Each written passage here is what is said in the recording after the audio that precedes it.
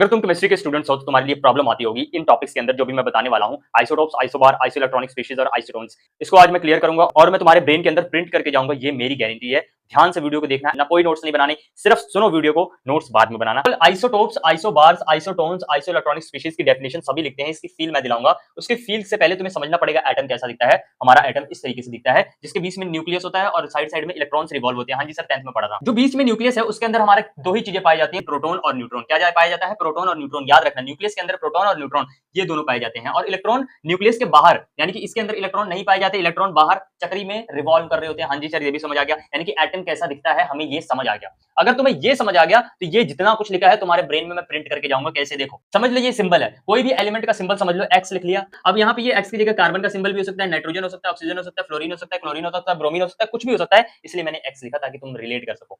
अब ये एक्स जो है ये सिंबल ऑफ एलिमेंट। अगर ये एक्स के सिर के ऊपर कुछ लिखा है तो इसको आप mass number, atomic mass number कहोगे, और एक्स के पैरों के अंदर कुछ लिखा है तो उसको आप एटॉमिक नंबर कहोगे। हाँ जी सर, ये भी समझ आ गया। अब एटॉमिक मास नंबर या मास नंबर क्या होता है और एटॉमिक नंबर क्या होता है ये मैं समझाऊंगा। फर्स्ट ऑफ ऑल तुम्हें ये समझ आया कि सिर के ऊपर ए लिखना है और पैरों के अंदर जेड लिखना है। Z is the symbol of atomic number, A is the symbol of mass number या एटॉमिक मास नंबर। अब एटॉमिक नंबर क्या होता है? याद रखो, नंबर ऑफ प्रोटॉन को ही एटॉमिक नंबर कहते हैं। क्या सर समझ आया? एटॉमिक नंबर अगर 6 है यानी कि नंबर ऑफ प्रोटॉन कितने होंगे? 6। एटॉमिक नंबर 5 है तो उसके नंबर ऑफ प्रोटॉन्स कितने होंगे? 5। या मास नंबर क्या होता है सर?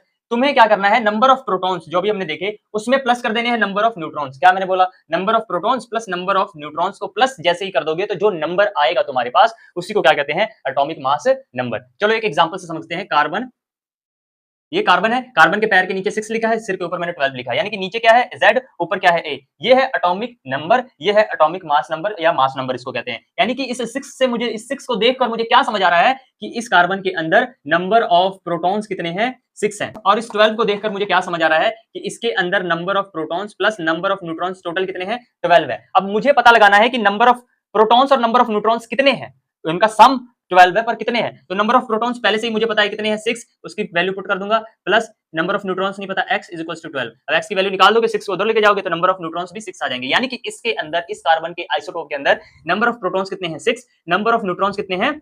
6। और नंबर ऑफ इलेक्ट्रॉन्स निकालने का तरीका क्या है? जितने नंबर ऑफ प्रोटॉन्स हैं उतने ही नंबर ऑफ क्या होते हैं?